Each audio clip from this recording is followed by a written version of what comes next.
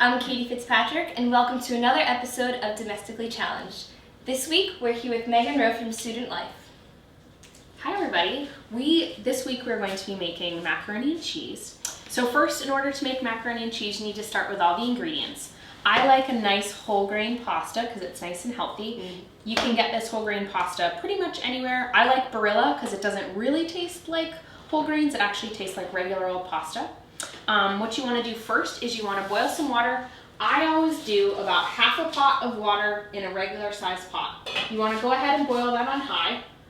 You may have heard that you have to go ahead and put salt in water in order for it to boil faster. That's not true. It actually ends up boiling the exact same amount of time, and it's more healthy if you don't put salt in the water. So once your water is boiling, then you're going to go ahead and you're going to add the pasta. Now, in order to know how much pasta you're going to go ahead and put in, you want to first pick the vessel that you want your macaroni and cheese to start in. So I like these little containers because they're for one, or for two if you want to buy two of them, or just have a little bit of macaroni and cheese. Right.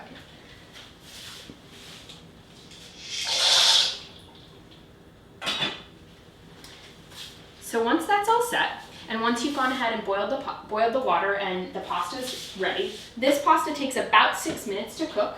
Then you want to go ahead and you want to dump the pasta out of the pot. Now when you're going to dump pasta out of a pot, the important thing to remember, you should always use one of these to make sure that you're being safe.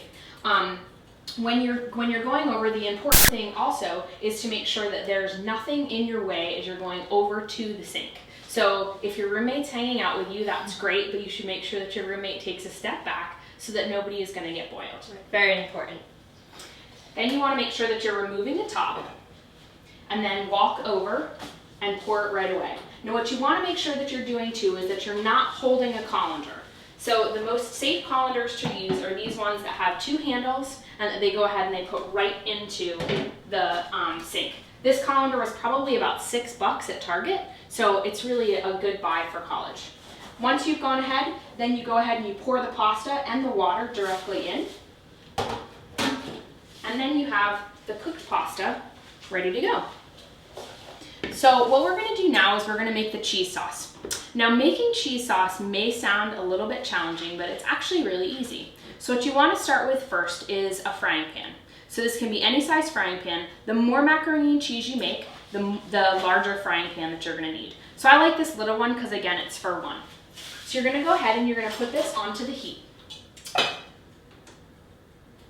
Now the heat should be probably at about medium. What you want to do is you want to spray a little bit of cooking oil.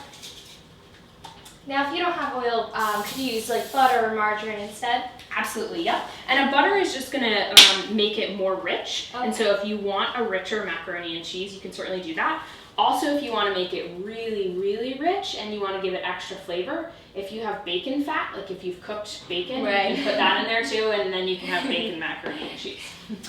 So what you want to do is always make sure that when you're using a pan like this that's black, that means that it has some kind of Teflon on it. So it's non-stick, which is great. But the thing with non-stick is that there's a chemical on it that shouldn't be left for too long without having some kind of food in it. Because the Teflon actually is reactive, and so when it has food in it, it's good. When it doesn't have food, it can start to let off that chemical, and oftentimes if you get a cheap pan, that's what you're going to go ahead and smell. Right. So once you've started to get and feel this, yep, it's pretty warm. Then what you're going to do is you're simply going to add milk. I actually use totally skim milk, low fat. You can go ahead and you can of course use a fuller fat. You can go ahead and use cream too if you want to really do it. Basically what you're going to do is you're going to pour it until it just covers the bottom of the pan. And whenever you're cooking with milk, you want to make sure that the heat is not too high. And so you'll see that it has started to steam a little bit there. Okay. That's just about as hot as you want to get it. Okay. Then what you want to do is you want to take some flour. I like these little bowls because they're called pinch bowls, and you can put pretty much anything you want in them, and it's really easy. So you're just going to kind of dump in a little bit of flour, probably about, if you really like to measure, probably about a teaspoon of flour. and then you want to go ahead and you want to whisk. And now what does the flour do when you add it in the mix? So the flour, what it does is it's going to thicken. So you'll already see that this is thick. Right. It's already starting to get thicker. And what you want is you want it to look like the cheese that you would see in macaroni and cheese. Okay. And what you want to make sure you always do when you're cooking with milk, though, is constantly whisk or stir. Whisk is easier, especially with flour, because you're able to get all those little teeny tiny globules. Now you'll see that this is starting to bubble a little bit. We should probably turn that heat down just a little bit. And then I really like a lot of cheese in my macaroni and cheese. Mm-hmm. And so at this point, all you have to do if you want more, you just add a little bit more milk. Stir it to make sure that it's not too thick. Add a little bit more flour. Stir once again. It's starting to get nice and thick. And then you're gonna think about what kind of cheese you wanna put in there. Now there's lots of different options on cheese, and the good thing about macaroni and cheese is you can actually use any kind of cheese that you like. So I always say, cook with what tastes good. Right. And that's definitely better than the powdered kind too. You actually know what you're putting in. You're not just, opening the pack and guessing what that orange powder is. Exactly. And so the cheese that I'm going to use today is just a plain old cheddar cheese. I like extra sharp cheese, extra sharp cheddar, because it has a better flavor. Mm-hmm. And then we're also going to use some freshly grated Parmesan right on the top. Okay. So you got a nice mixture going in there. Yeah. So once this is starting to thicken, and you want it to be kind of, I would say, about the thickness of, I don't know, what's that thick? Almost pudding? Yeah, almost pudding-like. You don't want it to be, when you pull it away from the pan, you don't want it to stay. You want it to continue to be viscous and to move back in. Right. But you don't want it to be, you don't want it to be really thin either. Once it's reached that point, then you're just gonna go ahead and add the cheese. And really the amount of cheese that you put in is totally dependent on how much cheese you like. I like mine pretty cheesy. And I see that you've grated it too. Does that help with the melting? Or if you had like slices, would you suggest ripping it up? Or Yeah, definitely. I would suggest definitely ripping it up and getting it into the smallest pieces available, because you'll see there were some larger pieces in here, Right. and they still haven't melted, but all the rest of the cheese has already gone ahead and melted. Okay, so that just makes it a lot quicker. Exactly, yeah. And again, you can put a number of different types of cheese in here. A lot of times people like to do blue cheeses, so cheeses that have some kind of mold in them as a part of macaroni and cheese, which is great. I would just warn you on the blue cheeses to not put as much cheese as you would if you're using, let's say, cheddar. Right. Because those cheeses are going to be much stronger. And now you said you can add bacon. Do you ever add any different kind of meats or vegetables in this mix? Absolutely. My favorite, actually, and it's a nice way of sneaking in vegetables, is you can go ahead and you can put all kinds of veggies in. My favorite veggies are actually ones that you can buy that are already frozen. Frozen vegetables have gotten a pretty bad rap, but they're actually really healthy, because if you think about something like broccoli that's currently not in season, and you want to eat broccoli, that broccoli is most likely coming from California. So you think of the time it takes for broccoli to travel across the country from California. It's not going to be as fresh as if you get the frozen broccoli. Right.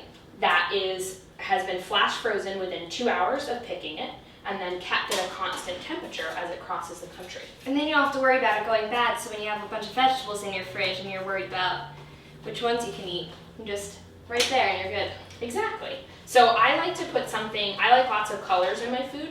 So I always like to put something green with something yellow. So I like to either put broccoli, or my favorite is actually frozen spinach. Oh, okay. So what you want to do is you want to get it to be you want it to look a lot like that. You want it to be nice and creamy, it smells nice and cheesy. Once you've pulled it off the heat, then you're going to go ahead and you're just going to add some pepper. I love these pepper grinders. I actually got them when I was in college. Yeah.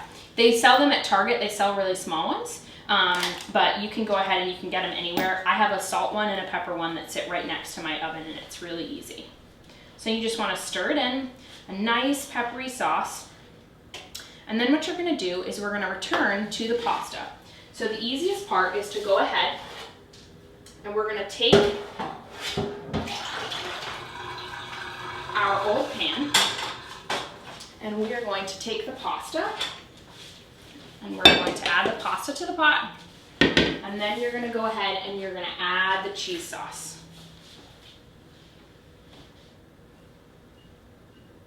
And that's great too. You don't have to get another pan or bowl out to dirty up. You can just use the same one you're already about to wash. All right, so now that it's in there, what we want to do is we want to give it a couple stirs to get it nice and combined. So this would be a really good time. If you're going to add anything else, this is when you'll want to add it. Okay. So I would say what you want to always do is you pretty much want to have everything cooked before it goes in the oven. So you should never go ahead and put cooked food with uncooked food. Right. So let's say you want to do chicken in here. You should never put raw chicken with cooked food because then it's combining and you don't want that. And then you can't take the pieces out if it's still raw. Exactly. So you want to go ahead and you want to combine all of the cooked food together. So once that's done, then you're just going to, okay, we have to make sure that we spray this container. Now I am a fan of cooking spray because it's easy and it makes life a lot easier when you go to do the dishes, Right. especially with a cheesy type food. So what you're then going to do is you're just going to pour this right in. This also looks very fancy. And that's why I like doing it in these little containers. And so if you didn't have one of these containers, what would you suggest using? I would suggest using something like you might, if you wanted to make a bunch of this, you could go ahead and you could use one of those square like brownie pans. Right. You don't have to cook it in this either. Basically anything that can go into an oven, you can use. I like these because you can put a piece of chicken in this. You could go ahead and heat up vegetables. You can kind of use these for a whole bunch of things. So, and they were, I think I spent $10 each. And that's great because they act as your plate too. Exactly. See, no more dishes. All right. So once we're done with that, then what we're gonna do is we're gonna add a little bit more cheese. Now I like to add Parmesan cheese right onto the top. And what I'm grating this with is called a microplaner. And the nice thing about this is that you can make all kinds of things look super fancy with this fancy grater. You could grate chocolate on there.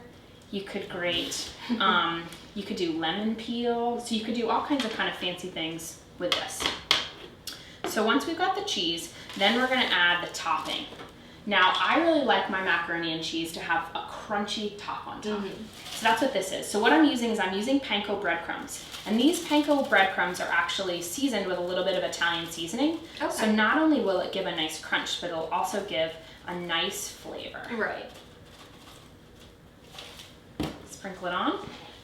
And there we go. All right, so then you're gonna go ahead and you're gonna put it in the oven. Now I have the oven set on broil. And so it's important to make sure that your top rack is really high so that it can be really close to the broiler. And then all you're gonna do is just slide this in and close the door. And the broiler, what it will do is it will crisp up the top really nicely. All right.